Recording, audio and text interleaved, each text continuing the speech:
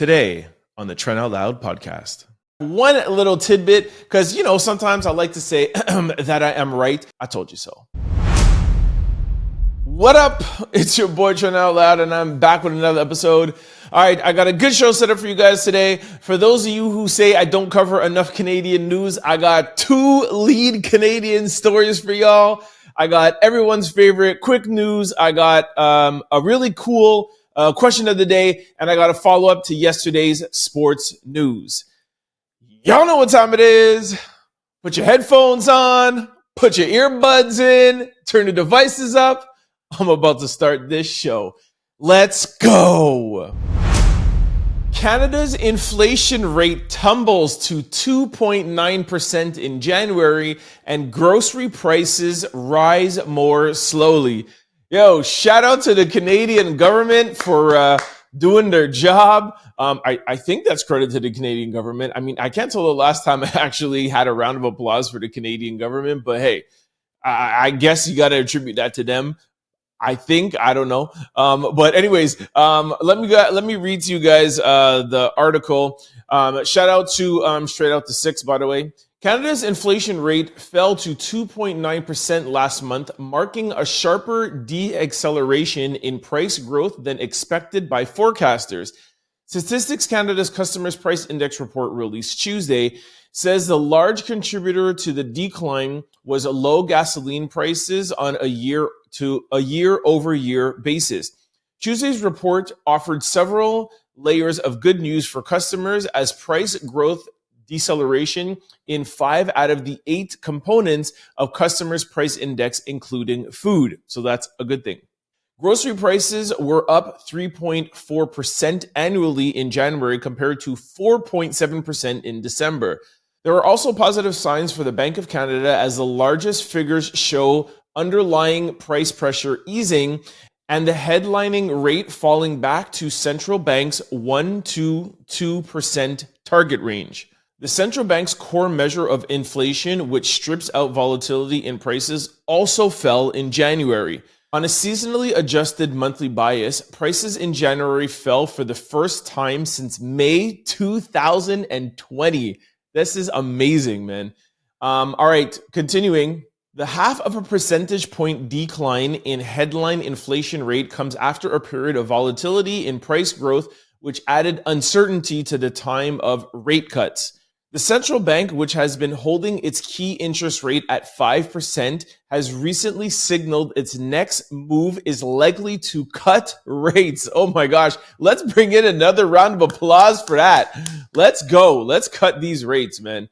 And lastly, before it can pull the trigger, the Bank of Canada has been clear it needs more evidence that inflation is headed back to its 2% target. So, there you have it. That's a report. A lot of jargon in there to let you guys know that the economy is doing well.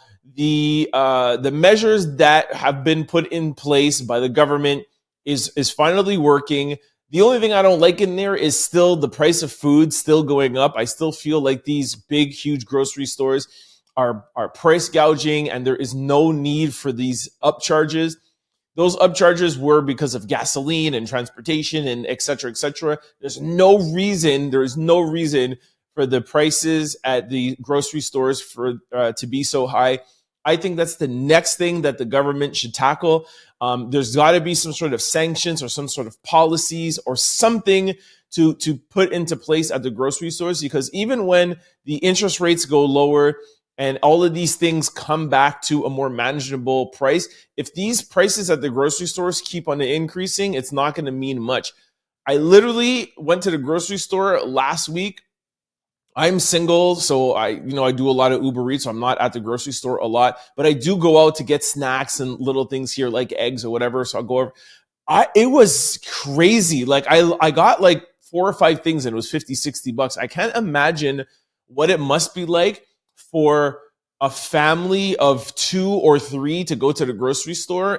It's got to be like ridiculous out here, man. So anyways, shout out to the Canadian government. Like I said, it's not often that we get to applaud the government, so they are doing somewhat of a good job. I still think there's a lot of headway for them to do, a lot of different things that they could be doing better. We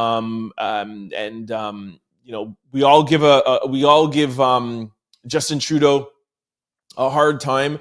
I wonder what people are going to think after this report. I wonder what people are saying after this report came out. I haven't looked into that. But this is Justin Trudeau's government. So, when things are not going well, he should be getting, all the blame or a big part of the blame. And when things go well, I believe also too, he should get part of the praise. So I am praising the government. However, there's a lot to do. And they need to continue, like you said, the banks, like I just said in the report, the banks still need to get inflation to a target rate of 2.0%, 2%. It's the same thing that they're saying in the US. So 2.9 is good, but we need to continue to bring it down. I'll keep an eye on it. I do like reporting on Canadian news. This is an entertainment and pop culture show, but of course we are Canadians who are going to cover some big Canadian news like this. So I will definitely keep an eye on this and follow up with you guys.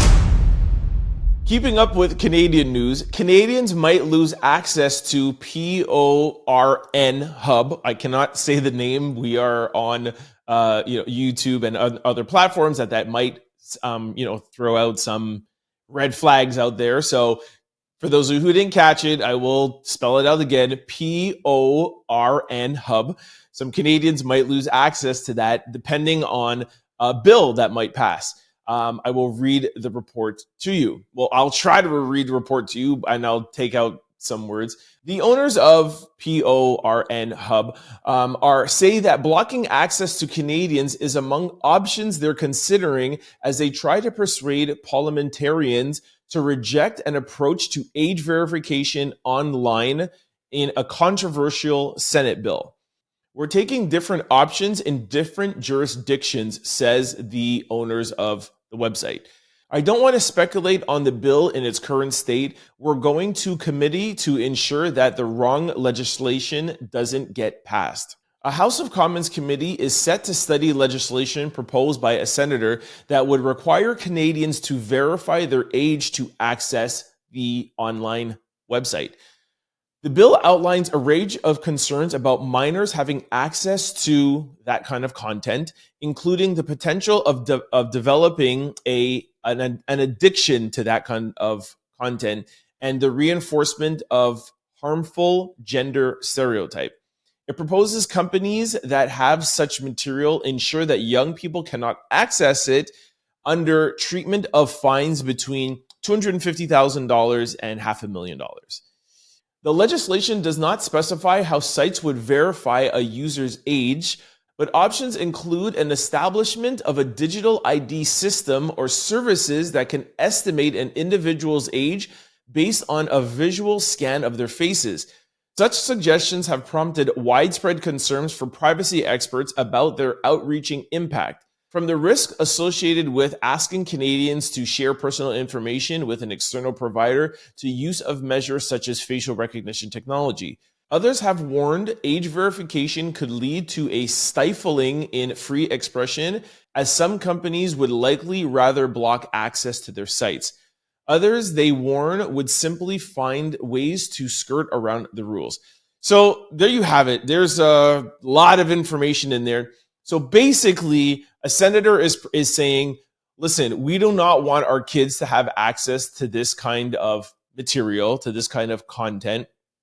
And they are going to put the pressure, or not the pressure, but put the responsibility on the website owners. And they're saying, well, you're going to have to figure out how you can make sure that the person who's watching this content is 18 years and over.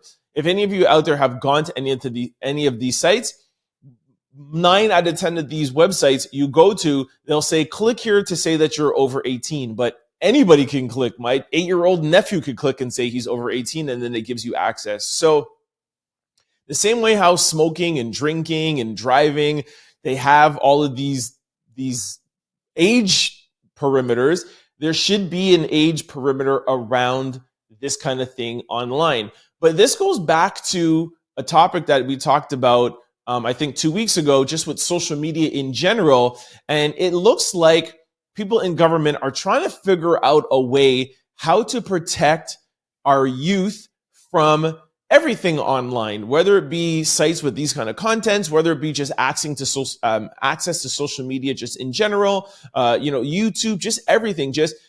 And what I said 2 weeks ago is that social media, the World Wide Web, is the wild, wild west. Once you get out of social media or websites, there's so many parameters and so many restrictions, especially when it comes to age limits. Like I just said, drinking, driving, smoking, gambling, going to a casino, going into a bar, etc. But online, they have yet to figure out how they could monitor it and make sure that young people don't have access to things too early. So I don't have all the answers. I don't think this face recognition thing, to me, just quickly, should be that much of a big deal, because there's so much facial technology out there already when you go to the airport, your iPhone, etc. But on the other hand, I also do understand where Apple is a reputable, quote unquote, some people would argue that, but they're a reputable company. So I don't mind giving my facial recognition to Apple. Whereas, do I want to give my facial recognition to an online site that gives out this kind of content? Or even worse, do I want to give these online sites access to my 14-year-old, 12-year-old, whatever, blah, blah, blah, facial recognition? But then on the other side, no, their face wouldn't work because they're underage. I don't know. I think that's probably why it doesn't work, because it's complicated. It's complicated because even though if somebody is a teenager, and even though their face won't work, the website will still scan and have access to their face or access to their information. So I think that's what people don't like. So it's kind of like you trying to have your cake and eat it too. Anyways, I don't have all the answers. I'm just here to report the news. Most of the times, I definitely have a strong opinion on things. This one, I really don't know how to cut it, because the technology is not there yet to make it safe. And online is just a dangerous place. And same way how I looked at it 2 weeks ago when I reported about social media. I think it comes down to the parents. When it comes to online, I don't think anybody has the answers yet, but one thing for sure is that their parent is around there. So you have to parent your children. You got to put blocks on your phones and on your laptops and then your iPads, and have that security, and not necessarily depend on Meta and Facebook and Instagram. Okay, all those were the same company. Sorry, it's all under Meta now, but you know what I mean. And Apple and these sites like this, I think it drills down to the parents. That's just my opinion. All right, that brings us to quick news. Ring my bell. Nicki Minaj reaches out to Katt Williams online through her followers, asking them to contact Katt Williams to see how much it would cost for him to join her on tour. I want to know. Now, I know that this is the busiest man in show business, okay? I know that he's rich, and I know that, he's the funniest man in showbiz. Can y'all hit up Katt Williams and ask him what would be his price to be a part of the Pink Friday 2 Gag City tour? Okay, so people online are speculating that because Nicki's tour is not sold out and the ticket sales are not doing well, that Nicki is trying to grab some other people to bring on tour with her to kind of, supplement that it's just her on tour, and to try to bring in more money, and hopefully we'll sell more tickets. And we all know that Katt Williams is hot out here. But what most people are saying is that, why wouldn't you reach out to another artist? Why are you reaching out to a comedian? I've never been to an artist show and there was a comedian there. How would you split that up? You go to see Katt Williams for an hour, and then Nicki Minaj comes out and you're partying and dancing for another hour. I don't even know how that would work.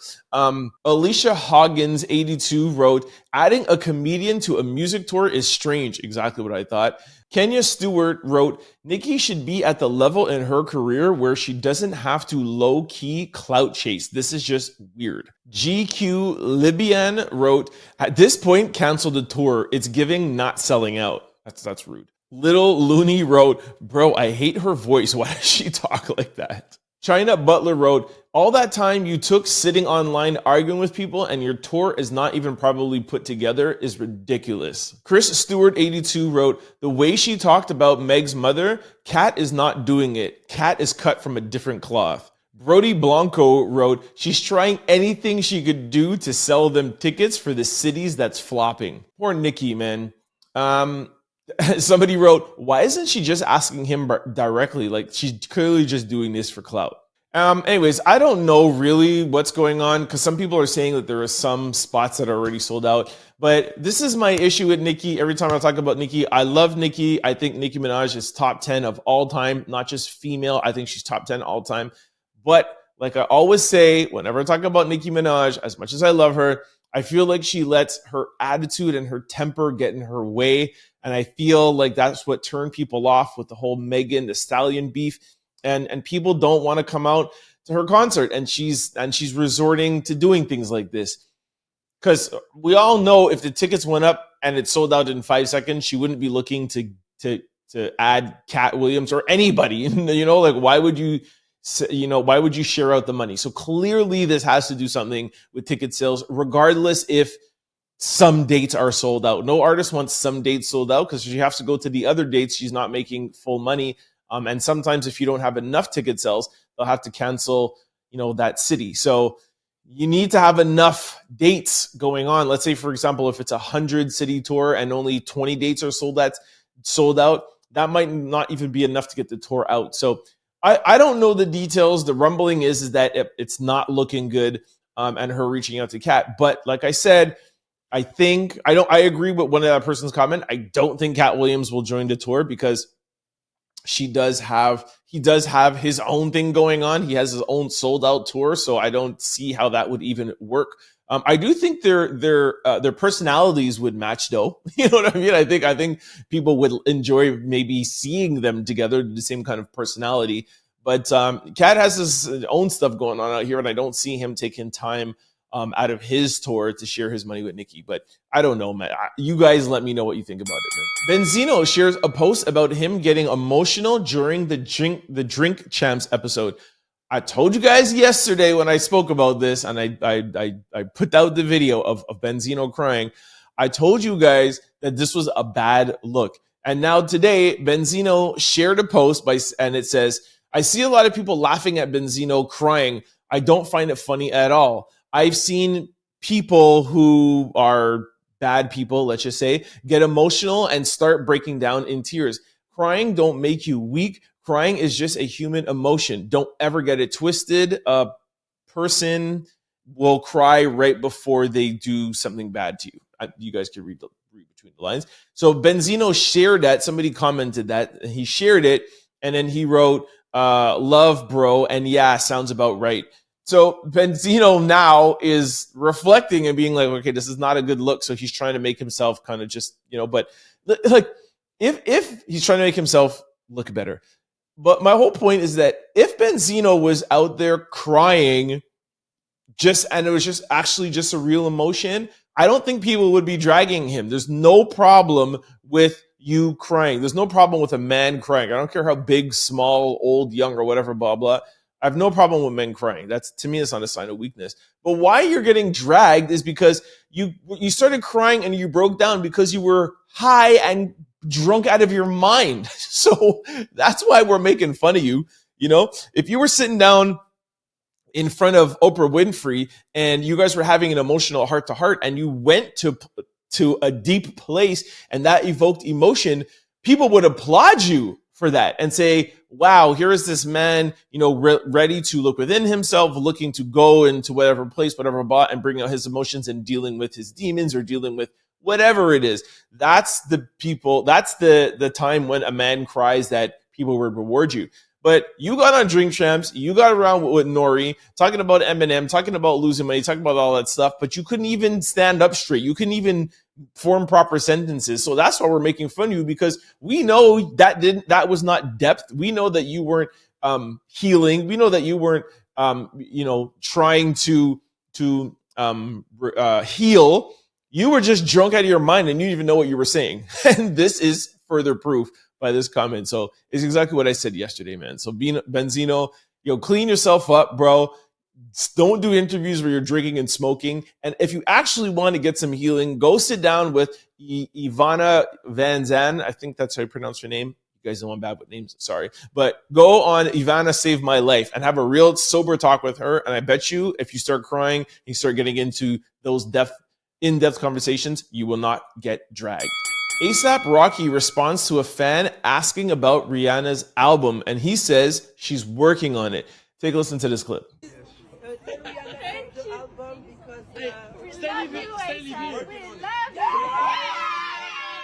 All right, I don't have anything more to this story. There's no report. There's no write-up. There's literally just that quick sound of A$AP Rocky going into whatever building. For those of you who didn't see it, and you're only listening to this and you're not watching it on YouTube, you could go to my YouTube page at Trent Out Loud. There's actually really nothing to see, but I thought it would be a good time to plug the YouTube channel at Trent Out Loud. But anyways, yeah. So in the video, you just see him. He's walking out of a car, going into a building. A fan is asking him. So I don't know if this makes it official, but I feel like there's actually I know there's actual like websites and trackers literally tracking Rihanna's album progress. Like her diehard fans, like Rihanna Navy, are in such anticipation for Rihanna album. Like it's crazy. So the fact of anybody saying anything about a Rihanna album, it literally makes headlines anywhere. So sorry if you felt like this headline was misleading, but it's all we got from Rihanna. On the flip side, people in the industry like DJ Envy and Charlemagne on The Breakfast Club, whenever Rihanna comes up, they're like, yo, we're never going to get a Rihanna album. Rihanna is a billionaire. She has no reason to put out an album. She's a mother of two now. Did she deliver already? I'm not too sure, but whatever. She's a mother of two or going to be a mother of two. She's a billionaire. She has her businesses. She gave us what she gave us, and they don't think that she's ever going to release an album. It's like Dr. Dre. He's never going to release an album. And I kind of see where they're coming from because she is so cemented in history. She's an icon. She's a legend. I mean, she performed at the Super Bowl. When you perform at the Super Bowl, you have made it. You have a career that has spanned a length of time, I think beyond at least 10 or 15 years to be able to do the Super Bowl. And putting out an album could tarnish that, and the longer you wait, then it builds up the anticipation and it's not as good. So I see why these artists sometimes don't want to put out an album because it could tarnish, and fans are picky. Like you made us wait 10 years for this. Like you almost cannot please some people, and just because they're going to want you to be the old Rihanna or whatever. So I think probably that's what she's battling. And it's just like, why do that and why tarnish the legacy if you don't need to? So I am one that would love to hear some new music from Rihanna, but I don't need it. I don't need new Usher music. I don't need new Rihanna music. I don't need new music from the artist that I love because I could listen back to that old stuff for the next 20, 30 years. I don't need new music. I'm from the thinking of like, I don't want them to tarnish what I know of them. Like Usher's new album came out. I haven't listened to it yet. I'm just so happy with what Usher gave us. I don't need to listen to any of his new stuff. So, but that's just me. That's just my opinion. But whatever, I'll keep track of it as you guys know and let you know if she is actually really working on it and if we actually will see a Rihanna album sometime soon. Shannon Sharpe has a message for comedians using his name in jokes. He says, please tell me you're not going to use Shannon as your punchline. Take a listen. They found out that Shannon is the hot thing. They using the same joke, but at some point in time, it's going to get old and people going to get tired of y'all saying that Shannon gay and Shannon this, and you're going to have to get back to telling jokes. Please tell me you're not running out of jokes. I'm going to just report on this really quickly because you guys know I'm a big Shannon Sharpe fan. For those of you who don't know yet, I mean, if you listen to this podcast, you definitely know about Club Shay Shay and Nightcap, but go ahead and get on YouTube and follow Shannon Sharpe at Club Shay Shay or Nightcap. He's super entertaining. He does a great show. And he's leading the way now for YouTubers and podcasters. Somebody who has a YouTube channel, not a podcaster, and has his own show. Shannon is an inspiration. Every chance I get, I'm going to applaud and have Shannon's back. So all these comedians now, because It started out with Mike Epps kind of beefing with him, and then also Mace is kind of beefing with him now. And like he said, it's when you get so much attention and you are the man of the hour, and Shannon is the man of the hour with that Katt Williams interview, close to 100 million views collectively with the main interview, plus him putting out the clips. It's close to 100 million views. Everyone's going to want to be on the show. You're not going to say yes to everybody. And then when you say no to some people, they're going to start dragging you out in public. And now they're going out and talking about Shannon Sharpe and his sexual orientation, and he likes to be with white women. So they're just trying to drag him out here.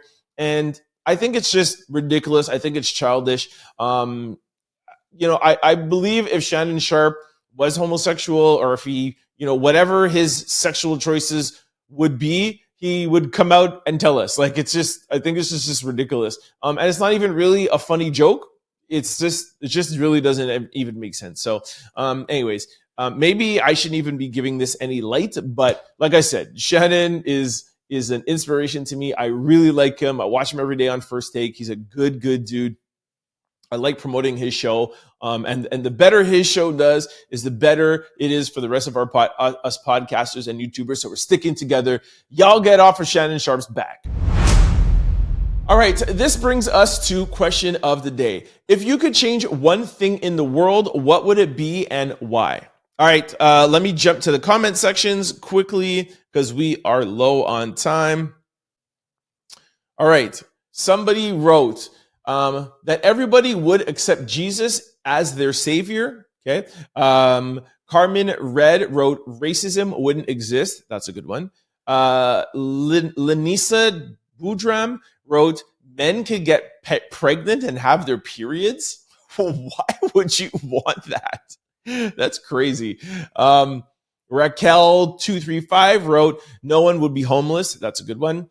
Forever Savior wrote no guns, so many lives would be spared. That's a really good one. Creed Boom James, I think, said I would create an effective cure for cancer. Shout out to cancer survivors and people that have passed away from cancer. Anthony Spears wrote college should be free. People shouldn't have to go into debt to start their careers. Man, if you had a wish to change the world, that's what you would change, man. Free school, that's it. That one big wish. All right. Free healthcare. Somebody wrote free healthcare. Danielle wrote, I hate seeing homeless people outside. Pretty Pink 019 wrote, my mom passing away. Oh, that's sad. Oh, that's really sad. Snow Ivory wrote, eliminate all diseases. See, that's a good one. That's more widespread. I would do that rather than free school. I like that one, Snow Ivory. And one last one, Tenny Fashion wrote, people's prejudice towards the disabled people. We are all humans just like y'all. All right. Obviously, that person is disabled. And somebody, Miss Jones wrote, remove hate. All right. So those are all really good. I guess if I had to answer, if I had one choice, this might seem a little crazy, but I would change death. I would change that we could live forever. Now, I don't know the implications of that because the world is not big enough for people not to die. But yeah, that's what I would choose. And I think that's what some people are saying too, if they cure all diseases, because you end up dying of some sort of disease somewhere. So yeah, I would change that we live forever. And if not forever, for way longer than 100 years. 100 years is way too short. But I'm sure if you live to 500 years, I'm sure it's going to be too short too, because at some point you're going to have to go and you don't want to go. But if that was my one wish, I wouldn't think of the consequences. I would just think that I wish that we could all. And lastly, this brings us to sports news. I have one little tidbit because, sometimes I like to say that I am right. Stephen A. Smith confirms on First Take that the All-Star game is completely horrible. The All-Star weekend is completely trash. He agreed with me saying that he thinks the All-Star weekend should be completely abolished. I didn't even go that far to say that they shouldn't do it. Even Shannon Sharpe was on, he's on Shannon Sharpe on First Take. Just want to make sure he didn't say this on his podcast. Sorry, I'm confusing you. Let me just get back to the topic at hand. Even Shannon Sharpe was saying that he thinks that it's time that we stop doing the All-Star game. Stephen A. Smith went further to say that he believes one of the reasons why the slam dunk competition is not good is because of LeBron James. He says the full weight of the slam dunk competition not being good should rest on LeBron James's shoulders. Listen to this. LeBron James is directly responsible for ruining the slam dunk competition. Oh, are you serious? Yes, he is. Thank you. We said, yes, he is. I'm not you. finished. Now, I don't know if that should rest on one sole man. However, I can't play the whole clip for copyright issues, but he did go on to say that Jordan was in the slam dunk competition, I think 3 times, Dominique Wilkins, Kobe Bryant, I can't remember the other names right now, but all the All-Stars were in, and then LeBron was the first All-Star that is a big man that does dunk in games that hasn't been in the slam competition. So, I don't know if you could bring it down to one man, and it's not like the whole weekend is amazing and we just lost the slam dunk competition. Yes, the slam dunk competition probably was everyone's favorite time of the weekend. It was the highlight, but a close second was the All-Star game. So, if it was just a slam dunk competition, I don't think people would be really upset, So, I don't think it's fair for Stephen A. Smith just to highlight the slam dunk competition and just to highlight LeBron James. We should think the bigger picture and just think how we can make the entire weekend. How do we make the 3 days better? And yes, how do we make the slam dunk competition better? And yes, the All-Stars should be in there. Like I said yesterday, you shouldn't have a G Leaguer in there. You shouldn't have somebody that's not an All-Star. Maybe it should be fans voting, like how they vote to bring them into the All-Star. But they got to do something with the entire weekend. More importantly, the All-Star game, when you have all those All-Stars, you can't have them running around like they're playing in their driveway with their kids. Like, it's absolutely ridiculous. But anyways, I just wanted to share that with you guys. Like I said, sometimes I like to say, I told you so. Don't forget to like, comment, and subscribe. It's your boy, Trent Out Loud. For more content, you could subscribe, download, or listen to the Trent Out Loud podcast wherever you listen to your podcasts, or you could watch us on YouTube. Just search Trent Out Loud. For showtimes and updates, you could follow us on all social platforms at Trent Out Loud. Go to signupexpert.com/Trent. Once you sign up for all betting apps and get all your bonuses and get all your rewards, go to your app store and download BetStamp and use promo code TOL.